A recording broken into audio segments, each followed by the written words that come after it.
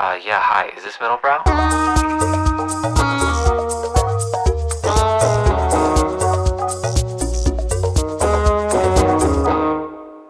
Yeah, so welcome to Middlebrow. Yeah, this is kind of our new space. It's just like vibey. It's sort of, it's in the new issue of Kinfolk is what we're starring in right now. It could be an apartamento. It's a little too pristine. Like apartamento, you'd have to have sort of like someone's Playboys on the floor.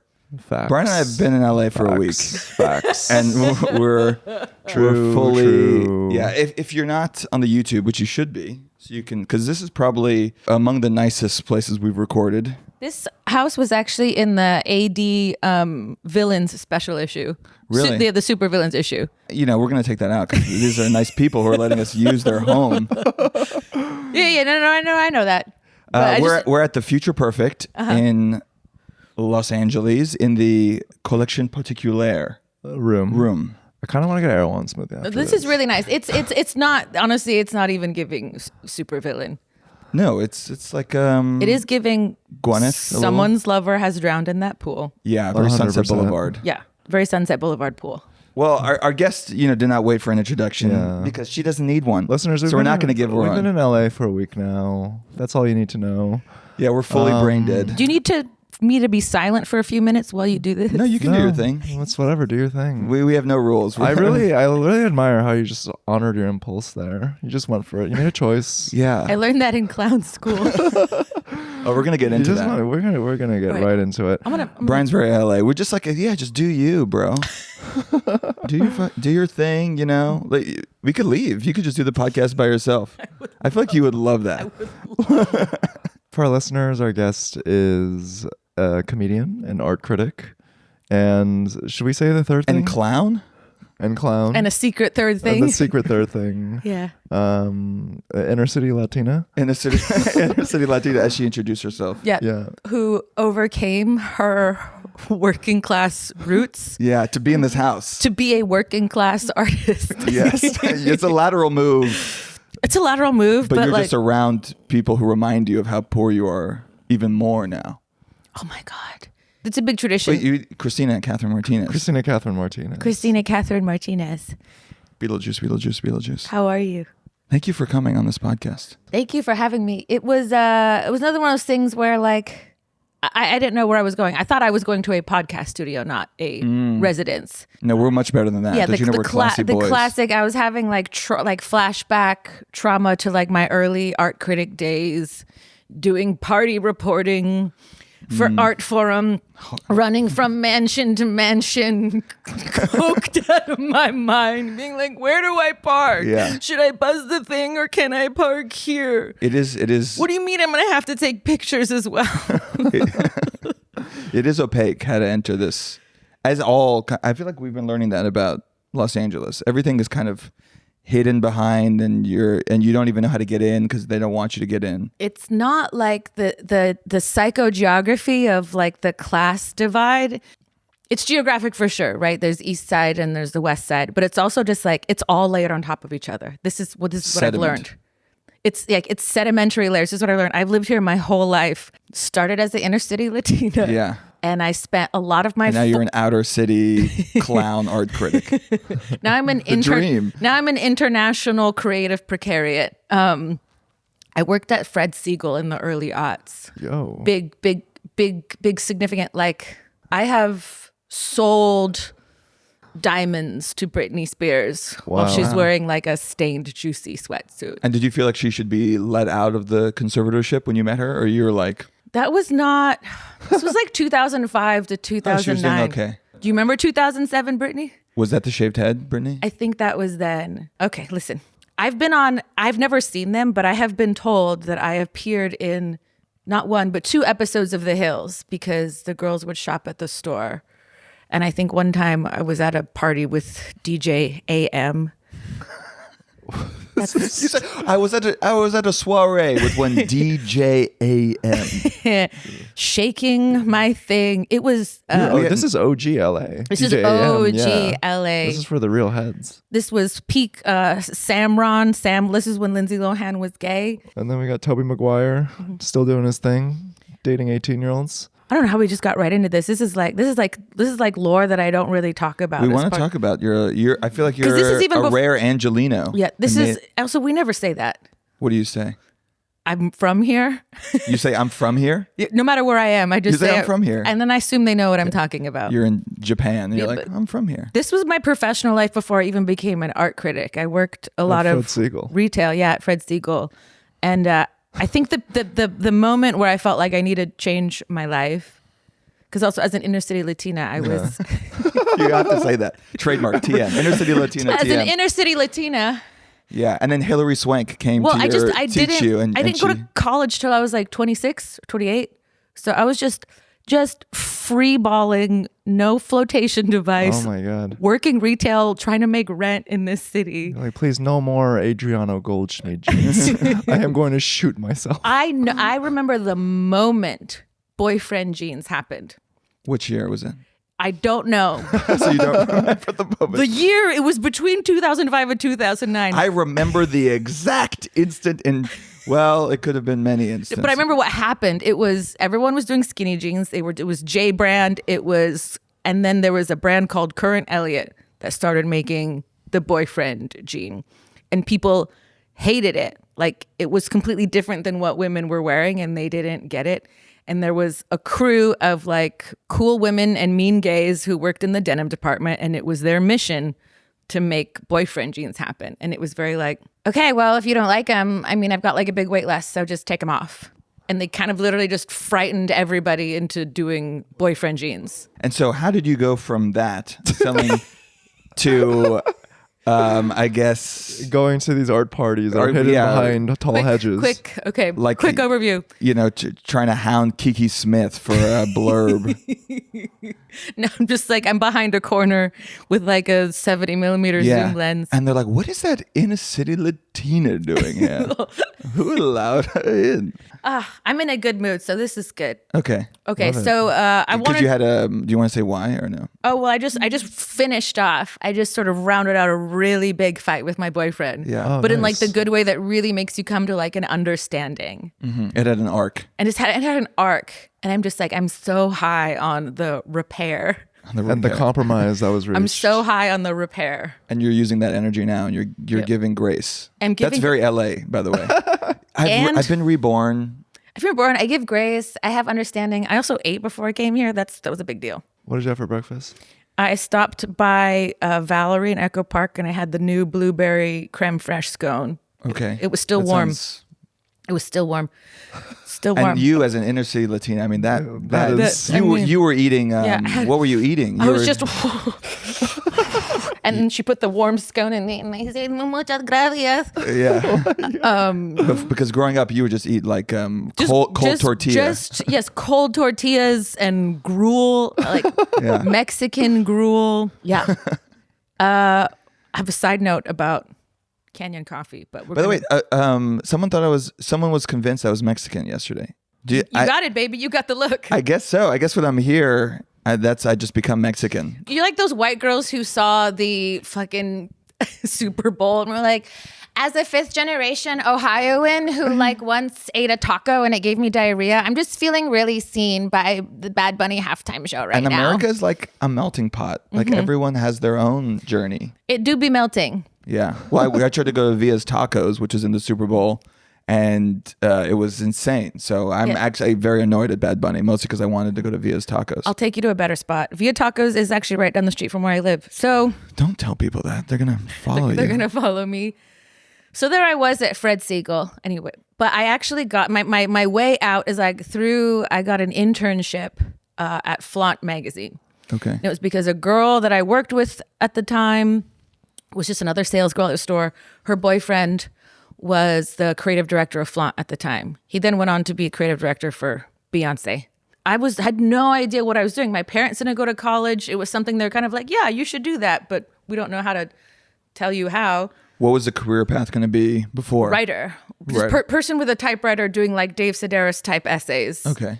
Right? And like living with bricks and old shit. Yeah, moving to like the English countryside. Moving to New York, that was to me, I had the big New York fantasy. I'm like, that's where books happen. That's where writing happens. That's where people are serious and they live with bricks. Yeah, that's not true at all. I had the big, like, because people fantasize about coming here, but like my experience of LA was not Hollywood. So I fantasized about like an East Coast literary existence. Getting away. Yeah. But you never lived in New York? No. Is it a failure on your part? No, you couldn't pay me to live there now. Sorry. I don't get it. I don't understand it.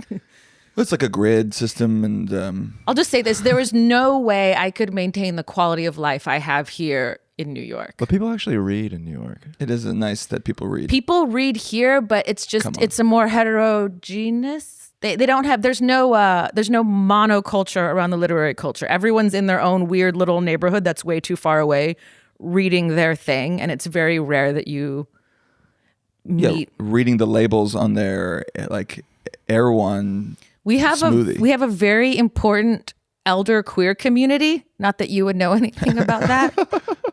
No, I'm not that they this love me. not that this youth obsessed trend chasing podcast would know anything about respect for elder queers. We love elder queers. Okay, well we support them. Well, we have them and they read. We're doing a fundraiser for elder queers. And we have them, they read. I'm on my way to being one of them. Okay. Well, I support you in your journey. I was working at Flaunt and then this is I have completely like pratfalled into this career because I always wanted to be a writer, but I just had sort of the fantasy of it. And I was working at this fashion magazine. Yeah, but you're selling yourself short. It's pretty difficult to pratfall into Artforum. You need to like buy a thesaurus. Is Flaunt like Eflux? Is that kind of that sort of? Flaunt is not Eflux. Flaunt is like a middling fashion magazine. Okay. Yeah. What's the equivalent now? I feel like I'm gonna make enemies. I don't. The equivalent of Flaunt. I think Flaunt is still around. Okay. That's diplomatic. It is peerless in its, and I was just ended up. I think I was still like had this really late. I was suppressed my desire to be a performer and a comedian so long, but I was just. And you're like the path to comedian is I first have to write for first I have to take Artforum. this 10-year detour through the art world. Yeah. So I was writing for them and it was kind of cool and I wasn't really sure what that meant because I'm like every other intern there was a recent college graduate and all I wanted to do was go to college, but like, well, we're in the same spot. So like, what does this mean? And I don't think on a literary editorial level, I'm being very challenged. And at the time I lived in a little fourplex in Echo Park and I had a crush on my neighbor. We'd kind of like drink beers and sit on his porch. I was complaining about my internship. At the time, I was like working full time at Fred Segal, trying to take night classes at like community college and doing this internship. And I was talking to my neighbor and I was like, I don't know, like I wanted to be a writer. This is like not what I thought it was going to be. And I don't know if I want to be writing about fashion. And he just said, well, I'm an art critic. So like maybe you should try writing about art. You might find that a little more challenging or fulfilling. And I said, how do you do that? And he goes, were you in the art world at all? Absolutely not. Literally, I got into art criticism because my neighbor was an art critic and says, why don't you try this? That's incredible. This sounds like a plot to like a quiet art house movie starring Zosia Mamet. And I said, how do I do that? And he was like, well, I'm editor of this website and I need a West Coast correspondent. It's like, why don't you just start writing for me? And it was totally fine that you could not name a single artist. Swag. Yeah. It was literally he kind of took me under his wing, started just taking me to openings and galleries. And then at some point I got into UC Berkeley, so I was going to transfer there. And he was like, oh, great. It's like, I don't have a writer in the Bay Area, so go do that. So I studied comparative lit, and then I was like, well, if I'm being paid to write about art, maybe I should take a look at this. So I added maybe I should know an artist. I added a minor in art history, and it was, I always say this, I'm like, I didn't learn criticism from the academy. I learned in the streets. I just went. The hard knocks. The school of hard knocks. He gave me a list of like, these are like all the galleries in the Bay Area that like would be a fit for this website, which doesn't even exist anymore. And I'm like, well, I don't know the terms. I don't know. He's like, I don't care. He's like, that shit is boring. it was such a blessing, really, because he was like, I would rather you write a fucking sitcom where every character is a sculpture in the show than for you to try to like put on the academic voice. Yeah. He's like, if it's too much, I will scale it back. He's like, truly, go nuts. I know you're a smart person. Just talk about what you see. And that was like my art criticism boot camp, because I was doing like a review every week for like a couple years. Yeah. And did you not feel like some sort of imposter? Like you did, this is before ChatGPT, so you couldn't be like looking up, what things we're referring to and all our historical references. And but you know what? I felt that way, but people liked it because I just had to find my own language to talk about things. So was it well received by the public? This is different. Yeah, I It's mean, from it was small, and I felt really good. And I remember the first time some artist was like, "Oh, I really liked your review of what I wrote of my show," and I was like, "Oh my God." I remember the first time someone like retweeted something I wrote to like trash it. Even that was kind of like, oh, they really thought about this. And you're like, they're right. They have a point. And then, so I thought this was just like, okay, I'm at this like small website. It's, going. And then this was for the first, it was the LA Art Book Fair. And it was like it was the first year that the Printed Matter Book Fair was coming to LA. So it was a big deal. Yeah. Because it wasn't in LA at all. And then my friend who, was writing for Artforum, had been writing for Artforum because he was a more established critic. He was like, I'm supposed to do the diary for the LA Art Book Fair this weekend. He's like, and I'm going to be out of town. He's like, so I'm going to give your name to David Velasco and tell him that you're a really good art writer and that you're going to do the diary for Artforum this weekend. You're in, kid. Kind of. It was literally that, just like, I had like the football, thing right here. Yeah. And so you like, you dipped your pen in the ink. I just overdid it. I was terrified. I didn't know anybody. And this is kind of like sort of reportage, but also party reporting and social stuff. I was so freaked. I went to every single event. I was like, at least I could like do too much. And at one point, my friend called me during that weekend. He goes, you're going to do a good job, right? And I was like, I think so. Because apparently David Velasco then called him, was like, hey, she's going to do a good job, right? Because like we have no idea who this girl is. And she's never written for Artforum. And you just had the confidence. You had the unearned white man confidence. It wasn't confidence. It was just discipline and wherewithal. And I wrote a great piece. And I was reading a lot on my own. I think my advantage was the minute I sort of started getting involved in the art world, I was like, I've got to read all this stuff. I've got to like get into the canonical text. I got to read Barthes. I got to read Bourdieu. And then I found out, so I was reading a lot of theory and stuff on my own. And then at some point I found out that no one actually reads that. No. They reference it, but they don't read it. Yeah. So I think I had being an autodidact, I just had that dog in me. Yeah. And I did a good enough job. And then I ended up still writing for Artforum for like 10 years. Amazing. And so growing up, you didn't, in your working class Latina, inner city Latina household, there wasn't Bourdieu, wasn't lying around? No. For you to I was homeschooled until I was 12. I forgot about that. I'm fine. And kind of religious? Very religious. So a lot of ironically enough, I do credit that education with making me the way I am, because there was just so much reading. A lot of it was the Bible, but like my mom was a very conscientious homeschool matriarch, and we read so much and we wrote so much. But all like religious texts? No. Well, no, the Bible every day. Every morning, I have two older boys. Every morning we had to, after breakfast, she would read aloud from the Bible. She would read aloud from maybe a non-Bible book. And it was usually, which apparently exists. There are books other than the Bible. You learned that after. For you, it's either the Bible or everything Bart, else. or Everything else. There was nothing in between. And then we also had to be, each of us individually had to be reading a book on our own. And we also had journaling time. So there was just a lot of... That's a very literary house. It was very literary in its own way. A lot of reading and writing. Yeah. Well, I want to go back to these art parties. Are they actually fun? They can be. Okay.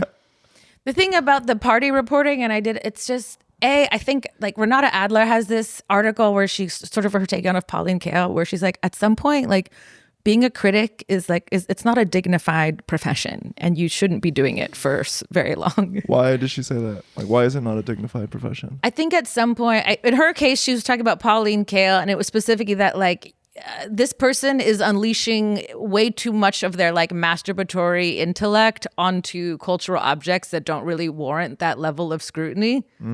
She would do like B movie. She would like analyze a B movie like Yeah. it was the Sistine Chapel or something. So people are saying that criticism is dying, right?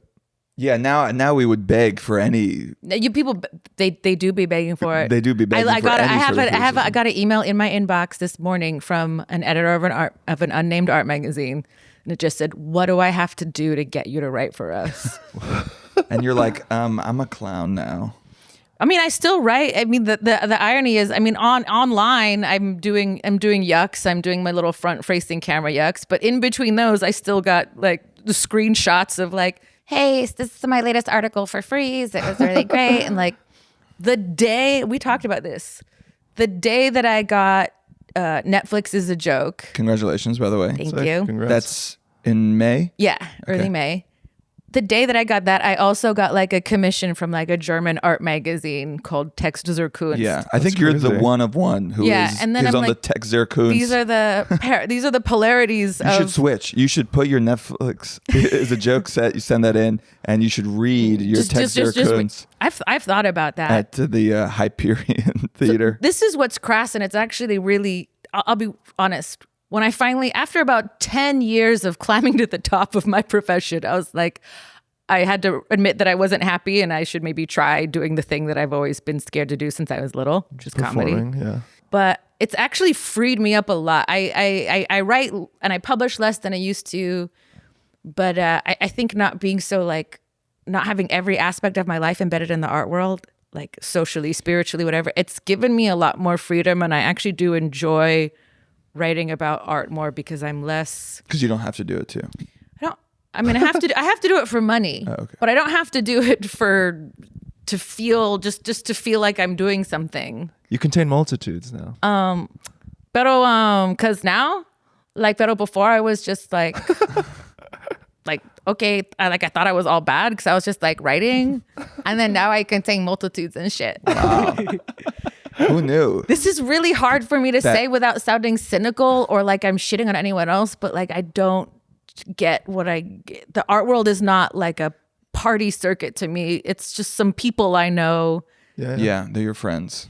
There's some friends, and then I'm going to repeat something that I just put in an essay that will be published in Freeze. Wow, giving us sloppy seconds. Let's go. You're getting the sloppy seconds. No one who is going to watch this podcast is going to pick up a magazine. No, that's not true. Actually, as I said that, I realized like actually that's the opposite. If anything, this is where the Venn diagram Those overlaps. are the last people who are reading.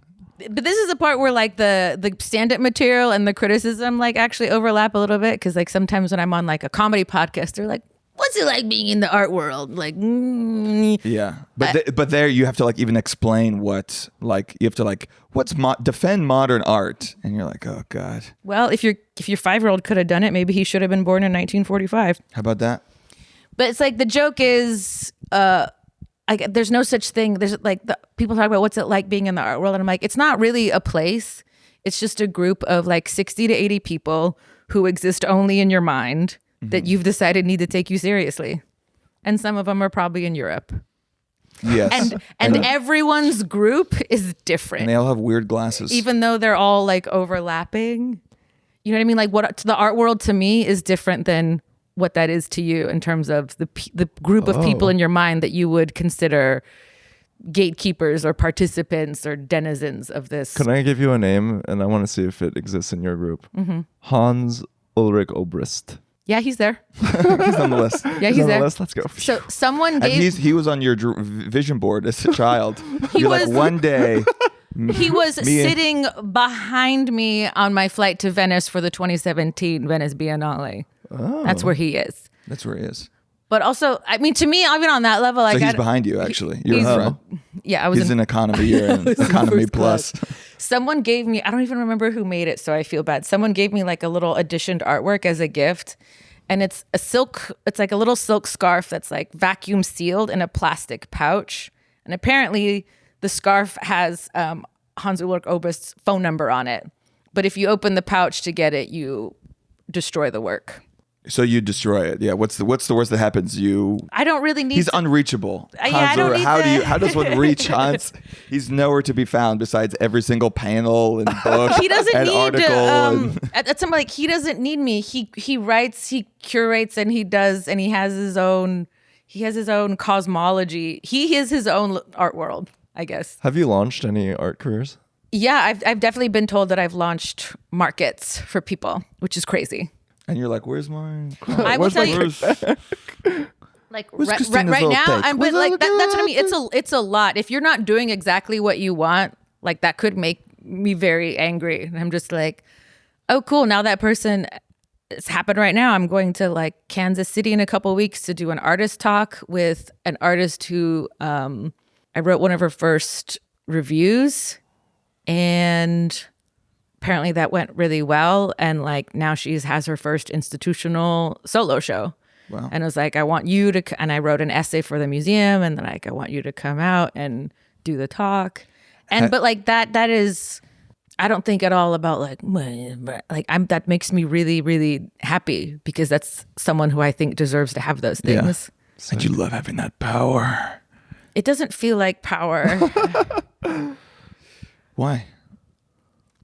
Or do you have to not think about that as a critic, because then you'd get outside of the work? I think I have to not think about it as a critic. I didn't think about that until I started maybe actually having some status as a critic, and then people would tell me about that later. I think like my dad one time told me that like someone stopped him on the street, or to say, I don't know how they knew. I think they just maybe heard his last name, stop, and they knew that I was. Not a lot of Martinez. There's no Martinez's in Southern California, but I don't know how this. Someone years ago, someone stopped my dad on the street to say that I had mentioned their art collective in something for Artforum, and that helped launch their career, and now they're like thriving. Yeah. And what did your dad say?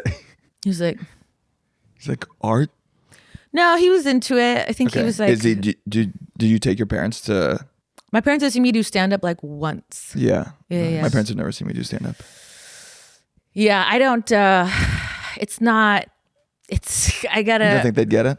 They didn't like your special? I don't know if they've seen it. I don't know if they've seen anything. I don't know if they've seen the documentary. I don't know if they've seen my special. I don't think they read anything I write. I think they just like knowing that it's there. I think they like being able to say, you know, my daughter is a celebrated writer In Artforum. Yeah, I think while I was writing for them, I think they kept copies of Artforum on the coffee table. So while you were writing for Artforum, is that when you were also doing clown classes? Or studying clowning? I had a bunch of junky day jobs. So after Fred Segal, I got into. I left to go to finish school at Berkeley. I got cancer while I was there. We don't have to get into that. We'll just skip over the cancer. That's just a little cancer side quest. Yeah, a little fun side quest. We'll do a little bonus Patreon about Christina's cancer. If you're wondering. Okay, this is really good. Subscribe to the Patreon. You'll get to know all about her chemo. Subscribe to Patreon. I'll tell you all about colon polyps. Yeah. It's the trauma tier of our Patreon. You know, here's the thing that other cancer survivors won't tell you. Yeah. It's whatever. It's whatever. It's like not that bad. I had this was so funny. I was in a green room with a bunch of comics, and we were talking about some other comic that had gotten cancer, because there's a lot of us now. Mm-hmm. And this idea of like cancer comedy, and I forgot, I just mentioned something. You know, like I've had cancer, and everyone's like, oh wow. And I'm like, yeah, I mean, I said, it's before I did comedy. So like I never really talk about it on stage. And then Kristen Schaal goes, why not? Do you hate money? I think you kind of hate money a little bit. I don't think you're motivated by money. I'm really trying to not hate money. I really value freedom, and I'm trying to connect those two things, because money was not freedom when I was younger. Money was stress, because there was never enough of it. Also, money was evil. Mm-hmm. So you're not wrong, but I'm trying to pull those energies back together. Evil because of the you grew up in a it said communist so in the household? because it says so in the Bible that money right. is the root of all evil. Because it's easier for a rich man to walk through the eye of a needle. Then Or, easier for a camel to walk walk- through the eye of a needle than for a rich man to enter the kingdom of God. Yeah. That was said to me like over malto meal. That does seem like I poverty. don't even have an allowance. Yeah, that seems like how you keep poor people down. Just tell them Like, that money's evil. don't try to be rich. That's like you won't get into kingdom of heaven. That's for us. That sounds like the worst job to have is like write for Artforum and also hate money and go to these parties. I think it kind of, you know what, being homeschooled and being a little bit kind of a socially isolated freak as a child.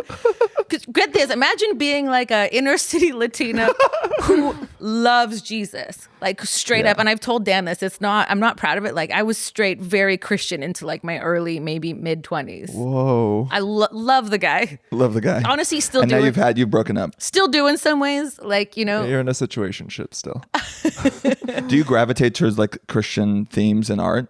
No, I find them fascinating now because now I'm doing Jungian analysis, so I've sort of accepted that like that these are sort of the references and the images I've been given, and it's okay to work with them without feeling like I'm under their power. You're working with Jordan Peterson Yes. to do Jungian analysis about Christian symbology. There's a lot of Catholic and Christian symbology in my new show, which is actually I'm like now that I have enough So distance. you do hate money. Christian Shaw was right. You hate money. Now that I have enough distance, I'm like, oh, this is just I can work with it as subject matter, and it's way more fun. You know what I mean? Yeah. But when I started school, imagine being like a feral, Jesus-loving homeschooler covered in peanut butter. Yeah, reading And, Artforum. and we're just like, let's just strap this to a backpack and like put it in public school. I actually did really, and I ended up skipping the 8th grade because I was ahead. So smart. You had read The Bible. I read everything. You had Corinthians so many times. They just made me recite the Bible. But Yeah. I think I had that. Everyone's, oh my God, that must be so difficult to just like go to public school, like after not being around other kids. But I did have the one thing that like that kids don't have at that age, which is just apathy. Like I was so aloof. I had no idea what was going on. I didn't even know enough to feel embarrassed or self-conscious. And that made you cool. That was like a superpower. Yeah. So yeah, so She doesn't even know she's a freak. yeah. I was very popular in high school, and I remember one girl, like a popular girl, coming up to me with her like double layer Hollister tees, being like, I wish I was brave enough to dress like you. And I was like, thanks. You know, I couldn't even process that might have been a backhanded compliment. Yeah. And I was like, you'll get there someday. Just follow me. Yeah. You did a reverse makeover for her. Yeah. Now we're both wearing like secondhand Reformation. I don't know. Mm-hmm. I've never bought anything from Reformation. Sorry. Let's just have that on the record. I mean, a girl can dream. A girl can dream. A girl can dream For of a $300 polyester. Yeah. Secondhand. Look, 180 on Depop. I live like a few blocks from a thrift store, like a real thrift store, not just like a it's curated. So I have so much shit from the mall, like so much Zara and so much J. Crew and Gap, but like all of it's from this thrift store, and I feel kind of blessed that. Yeah, that I feel like that's actually deep in your like the LA like strip mall, you know, discount store of it all is deep in your comedy. Like you just did a whole thing about Ross. Right. Oh yeah, my hour. I wish I had time to send you the full tape of it. It's an hour about Ross Dress for Less. Yeah. More broadly about like those second tier stores that like capitalism TJ is Maxx, yeah, yeah. capitalism has run so amok that we now have an entire retail industry that's just about taking the dregs of the other retail industry. Yeah. Yeah. And The it's human centipede. yeah, of and it it's all. all about disappointment. Like no one. I took my boyfriend to Ross for the first time. He's kind of a East Coast. I don't think I've ever been inside of a Ross. Really? We got to go. Dude, we got to go. They yeah, opened one in everyone used to Highland go all the Park. I don't know time. if there's one in New York. New York is more TJ Maxx, Yeah. TJ Marks. Think about it. And then the UK TK Maxx. for TK some- Maxx. Yeah, I'm doing more research into what the different versions of Ross are around the world because I want to be able to tour this Every show. culture has a Ross. Yeah. I think every culture has their version of this shitty store. And I remember I went there with my boyfriend, and he was just like, "Everything in here is sad." And I'm like, "Yes, that's what you do here. This is like the perfect illustration of how capitalism works. You see something shiny out of the corner of your eye, and you're like, oh wow. And then on your way over there, you are so excited about the prospect of ownership. And then as soon as you have it in your hand, it's just utter disappointment. Yeah. because it's like you didn't know you turned it over and there's like a Von Dutch print of an eagle with a giant dick on it. Yeah, it's all about the promise. Yeah, it's all about the promise of the thing that's never fulfilled. Yeah. Have you seen, I think the best thing Seinfeld ever did was... By the way, Ross is so perfect because it's like also, it's specifically part of like the how the promise of the American dream has failed the Latino population specifically. Is it Ross very Latino? Oh yeah, it is a sacred... Like my mom is a cool lady. She has like very good taste in like vintage clothes and stuff. I think ever since I was a teenager, it was been like a ritual that I would go out to lunch and then usually go to Ross every Sunday with my mom and my grandma. And then my grandmother died in like 2017, and we've kind of lost that ritual. You buried her in a Ross. I'm gonna let that go. Okay, sorry. I've literally, it's like my relationship with my mother has suffered because we no longer have the container of the weekly Ross trip. That was your third and space. it is neither of our taste anymore, but we've started to like, I'm like, oh, I need to keep this up. So maybe capitalism isn't that bad after all. No, you had the Ross. And it brought you together. This is what people don't need to admit. Like everyone likes to be like, oh, because capitalism and it sucks. But we're not going to overtake it or get past it until we admit that there are things that we get out of it. And for like nouveau bourgeois Latina immigrants who learned how to shop and have good taste, you have to accept that like Ross is a spiritual container where we go to heal our relationship with our mothers. That's beautiful. I grew up going to Ross with my mom too. Yeah? I grew up in El Paso, Texas, which is a very Latino community. Yeah. All of Texas is just honorarily Latino. Don't tell them I said that. But growing up, like you didn't know that it was a sad place. Did you? No, I just thought that's what didn't know. I think this is why I turned into like a vintage freak when I got older, because the idea that you could just think of something you want in your mind and go like buy it from a store and have it be perfect and have it fit and not have it need to be altered or not have it be like almost there. Like I need the hunt. I need the uncertainty. I need the disappointment. You know what I mean? Just like buying nice and something to look forward to. Yeah, just like buying nice new clothes is crazy to me. It's like if I have nice clothes, it's because they're old and I hunted for them on eBay forever, or I like God gave them to me at like a thrift store. Yeah. You can't. So what will be your first big purchase when you got it like that? Oh, my first big purchase when I got it like that was when I got my Warhol grant. I bought a pair of boots from that French brand Carrel. They were like $600 boots. It was a $30,000 grant. I was like shaking trying to order $600 boots. Are you allowed to say that you spent the grant money on boots? What are they going to do about it? Money's fungible. This is 2018. What are they going to do? Take it back? Yeah, I think they should give you a Warhol. Everyone should get a small Warhol with the Warhol grant. No. No? No, I worked really hard for that. I'm so naive because like it was a big realization for me when I found out from my tech friends, like when they would get VC funding for something and they just get to like pay themselves a salary. And it's like, yeah, hopefully we'll land on something, but I'm going to get paid $250,000 for this. That's part of it. You got to give your. This is something I'm also realizing as I'm now moving into just making my own shit, not even in terms of comedy, but like art stuff and having my own shows. I'm like applying for grants, and I'm like, oh, part of your budget when you propose a budget for an artist grant, you have to put your artist fee in there. So sometimes it's like, oh, this is a grant for $10,000, and the budget will be like, yeah, 5 of this is going to me off the top. Yeah. And then here's how I'm going to prove that I could actually make this thing with the other 5. For 1,000, yeah, 5,000 is going to my fancy salad addiction, and then a little bit will go to. Did you know that artists have to get paid? I know that. I don't know if our listeners know that. I don't know if they know that. Donate to our Patreon. Yeah, because not enough of them. Because not a lot of them have subscribed to our Patreon. Okay, people don't know this. Even here's what. The people who are the least aware of how much artists need to get paid are creatives. Oh yeah. Oh yeah. I saw something. I saw a tweet that went viral. It was like, books should cost $5, and I'm like, okay, sure. I mean, everyone just thinks only their art and what they do, and only their labor is actually valuable, and everyone else's labor should be 100% free or $2. Oh, a painting should cost $100. Yeah. And you tell people like, oh, it's like $5,000. It's quite big, and they spent, a month on it. They need to eat, and then the gallery has to get a cut, and they're like, and they're like, it's money laundering. And you're like, what does that even mean? That's the main comment on every Instagram. Technically, yes. But it, like, so you know that coffee shop that we went to by my house that I met you at? Yeah. You're not going to say it on this? We're not going to say it. The coffee shop that looks like, I don't know how this happened. When I started going to coffee shops, it was still like, they were all like degraded coffee shops from the 90s and they were kind of cozy. Yeah. Actually, coffee shops were sort of tried to look like this room. Now they all try to look like prisons. Like, yeah, but like... have you been to a Lalabo store? It looks like Abu Ghraib in there. Yes. It smells like it too. Not even just like a rusted old sink and like so much running concrete. down the walls. Yeah, just like water stains have just destroyed everything. Yeah, that's the vibe. That's the vibe. This is the coffee shop vibe, but I do like chic. But I do love this coffee shop. But I love going there because it's a coffee shop full of creatives, people who are on laptops, people who are on Slack, people taking Zoom meetings.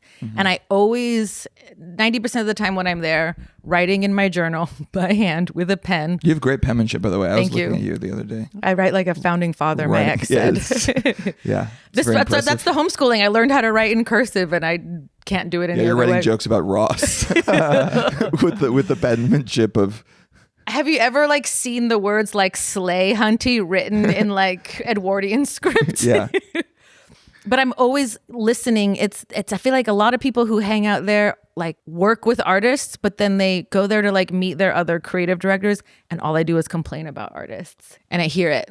They never say exactly what they do. It's not like, hey, what's up, fellow creative director? Like I'm, But I don't think they'd But be they're always capable to talking about describe. projects and then they kind of start complaining. They're like, well, artists are so sensitive. And they're like, oh, yeah. Well, we were working with this one artist from... They want money. They want to eat, these artists. We were working with this one artist from New Orleans and they were just, I don't know. I mean, they were just so emotional. I was like, they're difficult. I overhear, at this particular coffee shop, I overhear lots of conversations about how artists are difficult. And I really want to know what these people do because they're not gallerists. I mean, even if you're like an art dealer, you probably know that artists are difficult, but it's like you love it. Who are these people who are like all they do is complain about artists, but they have to work with them? Well, because they themselves are not creative at all. You go to their website and then it just shows clients. Yeah. J. Crew. When I go to Raytheon. someone's website and there's like, I think I get it. Most artists do that kind of work in order to like get by. You either teach or you like do projects for brands or whatever the hell, or you do stand-up comedy and commercial acting. Yeah. No one will ever see my Google and NFL spots. Oh, we'll put them in the tried. link. You've tried. But I think if I see it, but we've talked about this, how like you have a separate bio for like comedy and design and I have separate bios for some stuff. You have 100 different bios. There's actually what I'm really proud of is it's mostly one right now. Okay. But if I do go to someone's website and they're like artist, storyteller, and then their projects are all brands, that does tell me that like that person's not an artist. Athleta needs stories too. It doesn't mean like, oh, you have to be exhibiting and you have to belong to this like MFA to commercial gallery system pipeline to be an artist. Like if I see someone's website and it's just, at least it's all just shit that they've just made of their own accord, of their own vision, even if it's like never been professionally anointed, I'm like, that person's an artist. You know what I mean? Yeah, but artist, it's just a term that's been so degraded. Like curator. I think it needs to be degraded, but also like delineated, because I've also get into an awkward thing where people and sometimes comedians who paint like want me to tell me what I think of their work. And I've come up with a really honest answer that I'm just like, it sucks dick. Sorry. No, it's that like I cannot, what I do is belongs in this very closed system. And creativity is extremely valid and above reproach outside of that. Well, there was literally no way for me to critique like a painting that someone did as a hobby.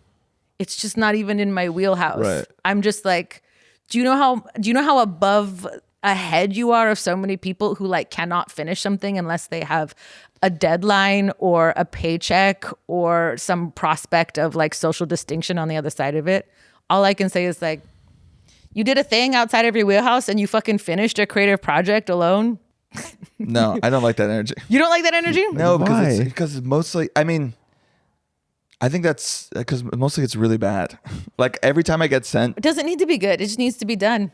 yeah, but and I'm fine with that. But the moment then you start putting it online to share and to like, Well, it's not ask people online. to It's like review I'm it. in their bedroom because like we're about to have like bad sex, and they're like, before we do, That. yeah, Okay, yeah, okay, yeah. then that's okay. That's okay. Yeah. Now that your comedy profile has reached a certain level, has it impacted your ability to critique art in a No, sincere way? No? I thought it would. When I first started doing stand up, I was a director of an international art gallery, and I got fired because I was doing too many open mics.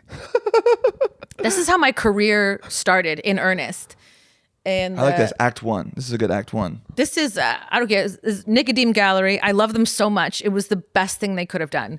And it was owned by a Romanian couple. And at some point, chick just said, and she goes, "It's clear you do not want to be gallery director. You want to be comedian. Okay, we give you your last paycheck, but you need to go do that." And I did. She freed you. She freed me. I used my unemployment. I stretched it to like a year, and I did open mics every single day for a year. And that's when I actually sort of like got good at stand up. And it was, and like, we're still like on good terms. They literally, I saw them a few years later, and they're like, "We're so proud of you. You did so great." And I was like, they old yellered me into comedy basically. Wow. And did you know yourself that she was correct actually? Like, could you see that you didn't really want to?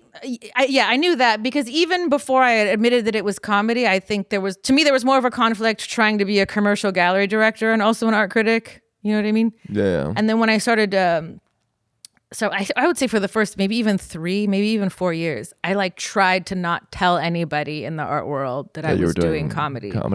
And then when I finally let that go, it actually got, people were just more interested in my work in general. I felt freer to be not like yucky and jokey in a way that was compromising, but I just felt freer to have like more of my voice in art writing. I just finally had this, I felt freer because there was nothing I had to like prove, or there was no repressed, performative element in myself that was just getting shoehorned into the criticism. Yeah. Like it was really, really nice. And then people started getting more interested in my work as a comedian. And then I started doing comedy in museums. And then, apparently that's called performance art. So even just doing that began to like raise my profile just as an artist. Yeah. Well, Brian and I were talking about this a little bit because I think you do like traditional stand up at a club, and then but your special, which is there was no audience and it's you in this kind of makeshift kitchen that's very much about capitalism and femininity and your body. And you think my special is about my body? I think it's part of it. Yeah. Is that not? I just want to be hot enough to where people stop assuming my work is about the body. No. You're vomiting. Oh, I'm vomiting. I thought you said, it's about your body. No, the body. Like you're there are many things where you're like, it's bodily. Oh yeah. No, I was thinking about that on the way over here, how much there's not been a moment in my life where I didn't start immediately choking in like a high stakes social situation. When we went to that freeze party and you saw your friend, I don't know if you noticed, I walked away for a second. It's because I grabbed a carrot off of your plate, immediately started choking, and I had to like go retch in the front yard. I was like, Beautiful. I was not like digestively, in Shirley Temple's former house. Yeah. You almost died. Okay, like not to like be a dragon, but like I had colon cancer, and like I cannot go somewhere socially Save without that for the Patreon, without choking on my food. I'm just like digestively, I was not engineered for secular triumph. Yeah. Yeah. Why did you you were in the art world, you were an art critic, but you didn't have the impulse to be a performance artist or create art in the traditional sense. You had to like almost go outside of it and then come back and do this thing that's sort of... I think that's exactly what I had to do. To just like be an artist, I had to leave the art world. Because I entered the art world, I think I also assumed a lot of the biases of the art world of like, well, this is my place. I'm kind of already an interloper because I entered through the side door.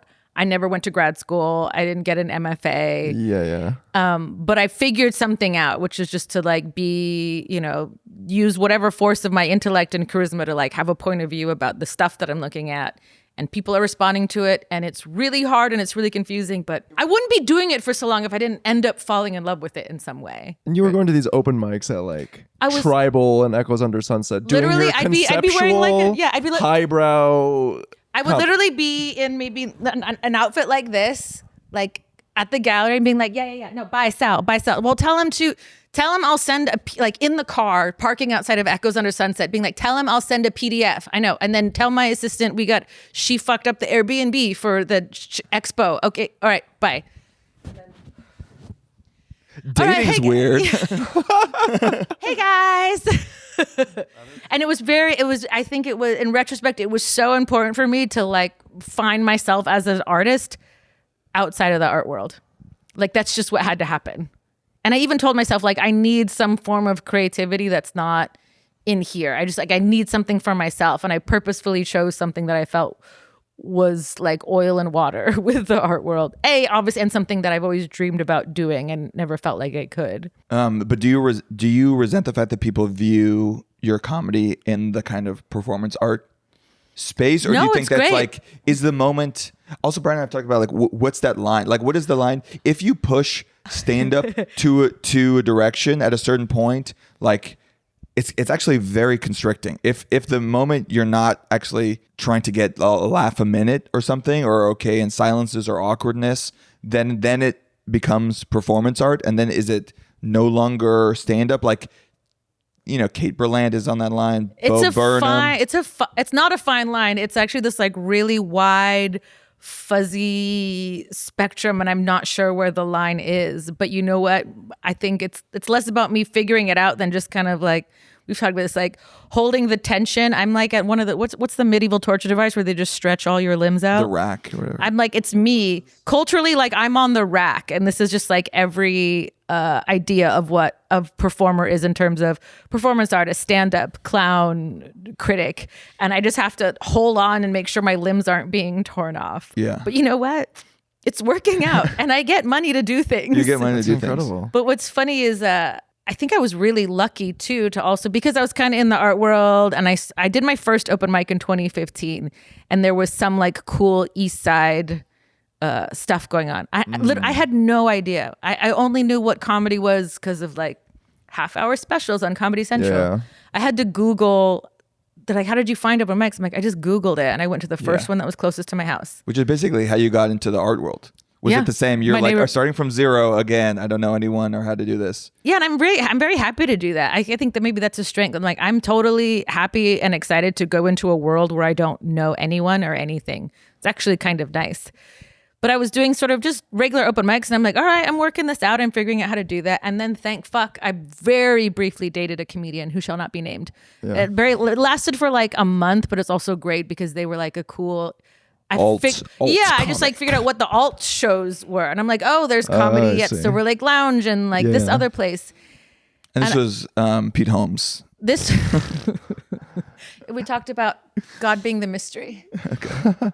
But this was an actual formative moment. I've been doing it's been a few months, and like I was working stand up, and I remember being like excited that I'm figuring this out, but also a little bit like, how do I figure this out and like not just be this? It is crazy how impactful those early years are. Like I remember when I was first doing comedy in New York, I tried to audition at the comic strip, and the booker was like some 90-year-old guy with esophageal cancer. It was like, you gotta tell more Asian jokes because that's what they see in you. Oh, they just said it. Yeah, and I was like, okay, I guess I gotta do that. To me, he said, that set me back like 4 years until I found rips. But it didn't. You probably needed that. I just remember the moment. There was a really cool show that happened in Echo Park. It was actually right by Canyon Coffee in that area. And it was at this place, and I'm forgetting the name. It's a store that I can only describe as like a queer home goods store. And they had a show in the back. And I mean, I was so lucky. I'd only been doing stand-up for maybe less than a year. But like in the same night, I think I saw Kate Berlant, Josh Fadem, and Casey Jane Ellison do stand-up. And it was... because they're so different, from other stand-ups, but also from each other. I think that was really formative because I was just like, I'm like, oh, you can do whatever you want. I don't have to be Bobby Lee. Yeah, like I don't have to be anything except like having a good time, making people laugh. There's like I guess that's the one rule, and literally not even making people laugh as much as you think you have to. I read books on stand-up comedy. I had a book called Comic Insights that I had wrapped in brown paper because I was embarrassed to be seen with it in public. But it also helps if you hate money too. It also Yeah.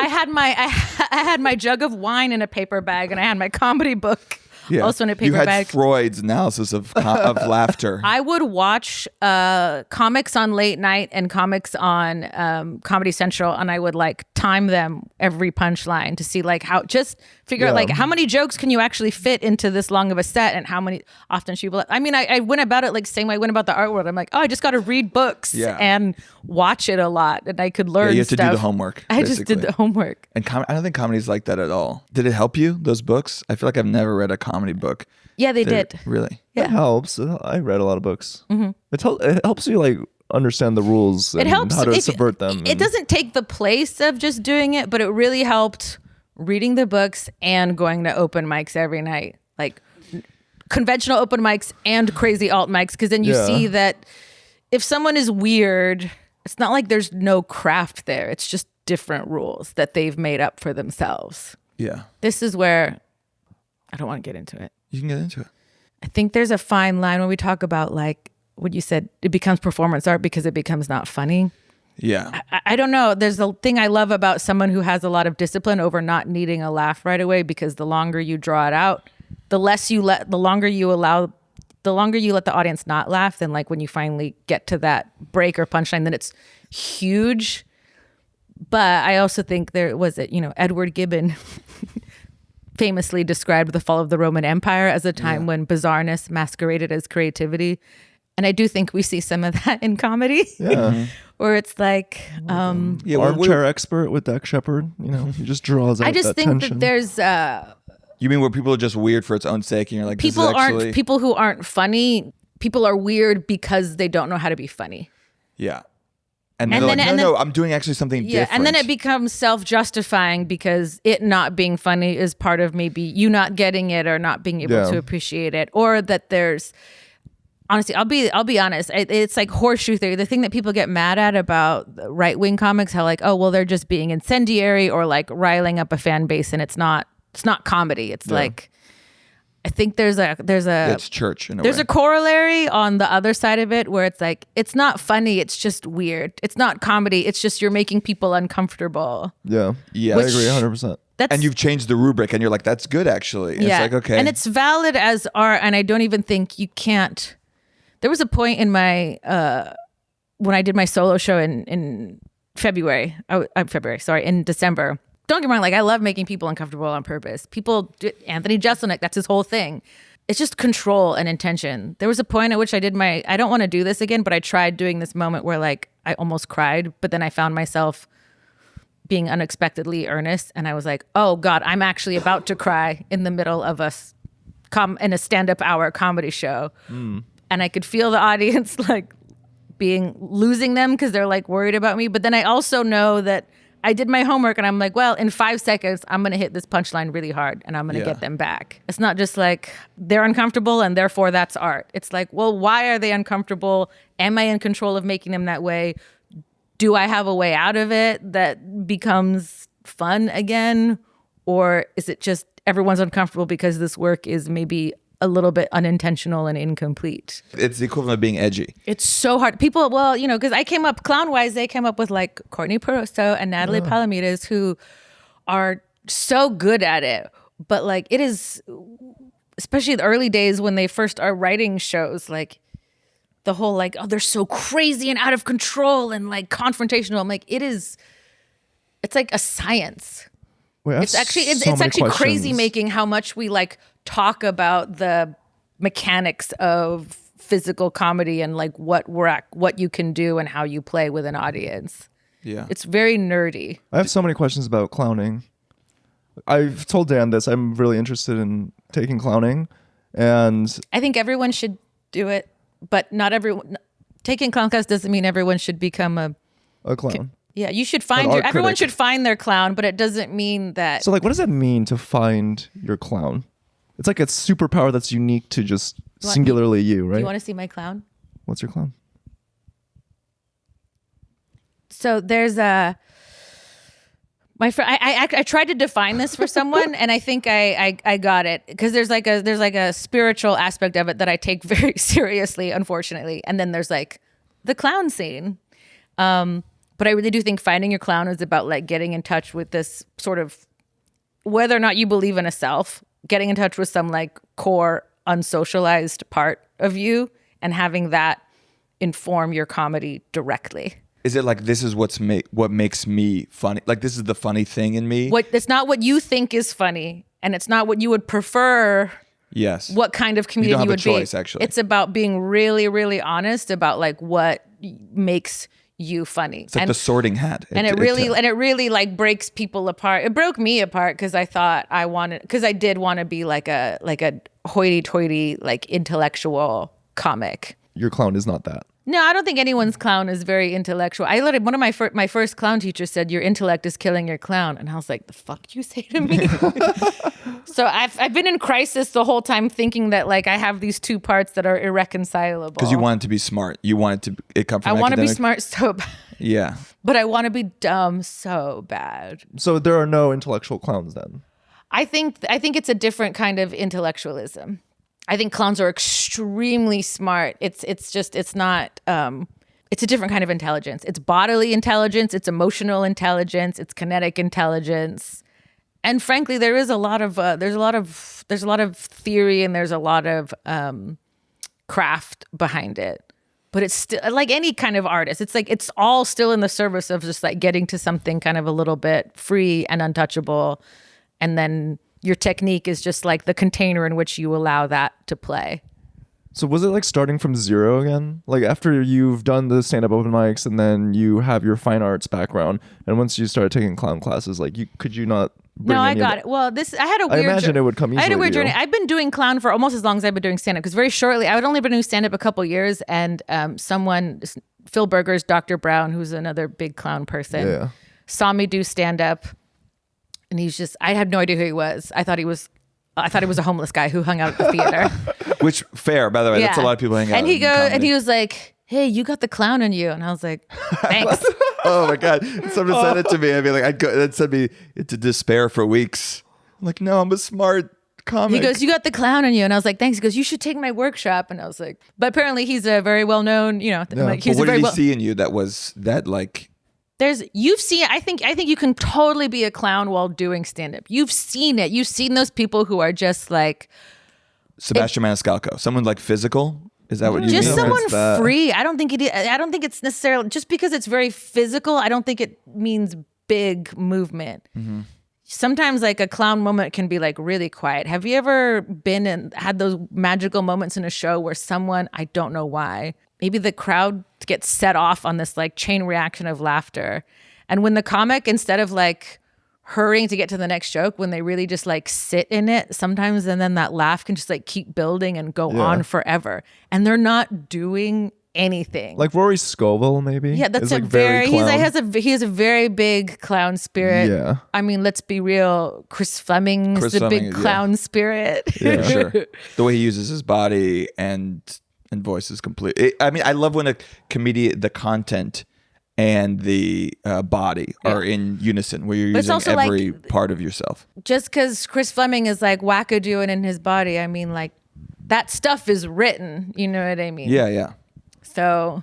And so then you went to study also with... I was just in time. I'd been studying clown with Phil Berger's. He put together this group that became Clown Zoo, and we had these weekly shows during COVID, and we would like do entire clown plays, and then now we just do quarterly shows because everyone's so busy. And I wanted to go... He studied at Ecole Gaulier.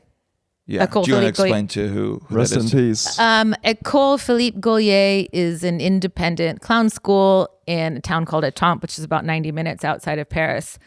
It's been around since the 80s. Sacha Baron Cohen went there. Emma Thompson went there. Helena Bonham Carter went there. A lot of clowners that are most famous unit, but it's an acting school. If you go for the full 2 years, you do Shakespeare, you do melodrama. I went and I did their mask play workshop. And even though I had been doing this work and studying under people who had studied under him, I really just, I don't know, it's just a thing that would bug me to not go to like the fatherland. I was like, I want to go here before he dies. And what makes, like, was there a there? Like, was he? He wasn't even there. He was already really sick. Oh, okay. But what is it about the school and the technique that is so unique and special? Well, that everyone has to make I think the reason why I left early, because I found what is unique and special about that school was something that also people had been transplanting in the LA scene for a long time, and that it's extremely focused. The cool thing about it is there are people from all over the world. There were people from China and Sweden and Australia.